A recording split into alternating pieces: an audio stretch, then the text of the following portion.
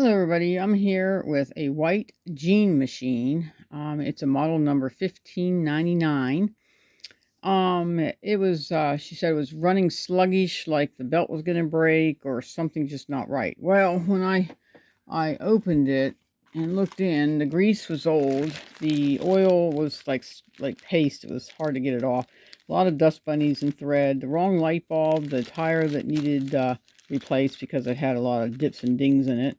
And the needle was not the correct needle. And she had a lot of dust bunnies and thread and all kinds of good stuff in there. And the belt wasn't considered, I consider it good, okay? There's like 3 levers to a belt. Good is in the middle. Not so good, it would be the one toward the end. It means that the belt needs to be changed, but her belt's still good. It was really sluggish in the beginning. So when I oiled it and greased it, I let it sit for an hour and come back. And now I got it adjusted, and it's doing pretty good. Denim sewing like this. You can see the stitching. That's the top, and this is underneath. Okay, now I moved it around so it looks like it's kind of got craziness. Then I put knit in it, and knit's doing good on the bottom, and knit's doing great on top. And now I'm in the cotton, and I adjusted it just for cotton. She has a heavy needle in it, so it's making bigger holes. So don't freak out if you see this happening. Okay. This is a bottom feed, so if you ever call me and trying to get some advice, bottom feed means it feeds from the bottom. I still got to kind of cure this and clean it up a little bit more. This is your feed dog drop, so if you want to drop your feed dogs to call it free sewing, you can. This is a little compartment here that has a little thing on it. I love the little measurement thing on there. This is the pressure foot pressure. This is your tension. Whenever you go to move your tension, you always want your foot down. You can make sure your needle is in the highest position, just so it pulls the thread up through. And then you can move this, okay? So I'm going to move it just a little bit because I don't really have it in the place I want it to be, right about there. Okay. And then it looks like it has a capability where you can have a double needle. So you have, you can put 2 things of thread coming down and having a double needle, which I don't have a double needle for this. She didn't have a manual, so trying to remember how to run this darn thing drove me up nuts, so it took me a while to remember. But this is her thread, and she has these up and down spools right here, thread, and she can pop them down when she travels, so you can take the thread off. This is her rewind, so when you rewind, you want to, take it off this one or this one, wherever you want it to go. This one, and you circle it around there, come back this way, put it in here. This was actually bent, so I went and bent it back, and there's a way to adjust it here if this is not correct. And then you need to push this, and you can disengage the clutch if you want to. Some people can, but if you don't, it makes it run harder, so you have to disconnect it. Sometimes you need to loosen it, sometimes you don't. Sometimes, I don't know, some machines are all a little different. This here I was fiddling with because sometimes they mean something different. This one means if you want it to sew in complete reverse, you want to turn it all the way to here. If you want it to sew half and half, you want it here. And if you want to stay straight and narrow, you want to go with plus, okay? So that one is not what I thought it was. This is, let's see, this is your width, the outer one. The inner one is your length, okay? This is your selector dial, and this is your reverse, okay? Because a lot of people ask me, where is the reverse? This is reverse. Usually when you see this little thing means reverse.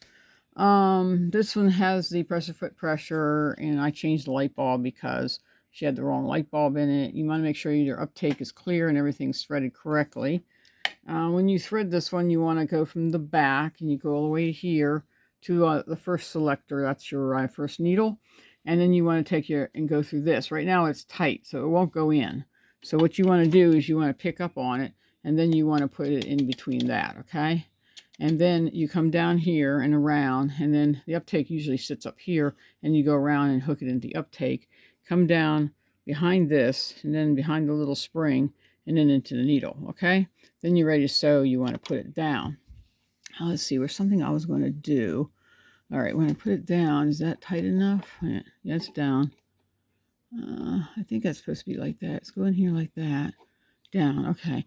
All right, I'm just checking something just to make sure. And then, let's see, we got in here. Oh, yeah, we need to turn it on right here like that. And it turns on. It's much brighter. The other little night light was a little harder to see.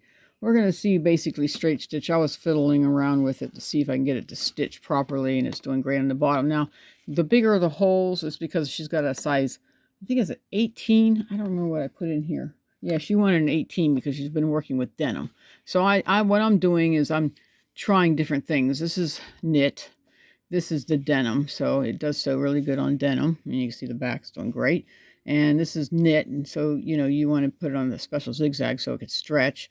And then I have it on cotton just for the fun of playing around, just to make sure everything's working really well. And this, we're going to do a straight stitch, right? I think that's what we're doing. And then you want to hit the reverses over here, and you push it down, and it reverses, and it goes forward. And then you pick this up, and you take a look, and you can see it. Now it's stitching much bigger, and it's stitching great on the bottom. So, and now she's going to be picking up this machine pretty soon. I don't even know what time it is. I never did fix my clock. And so whenever she comes, I'm going to go ahead and get this ready, set up like that. And but the sewing machine is working really well. Before it was so sluggish it wasn't working at all. So I wanted to make sure it was working better. The belt is doing, I mean, I think it would go for another good 5 years before I worry about a belt.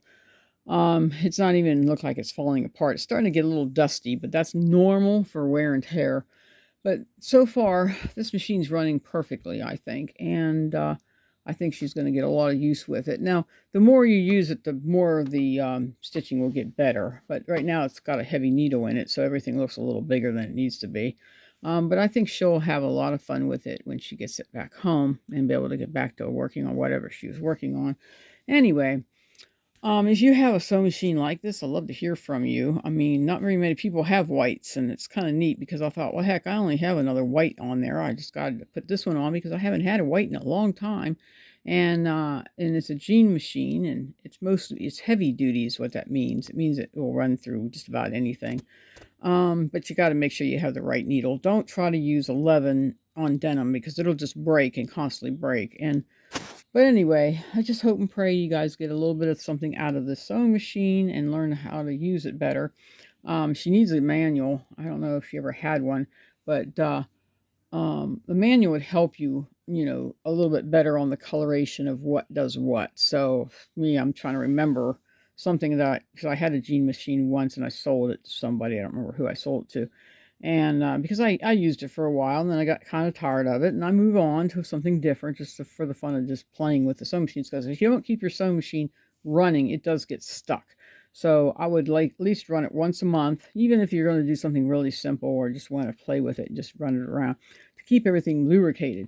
Anyway, I hope you have a blessed day, and I hope you get something out of the sewing machine, and love to hear from you. Okay, talk to you guys later. Bye-bye.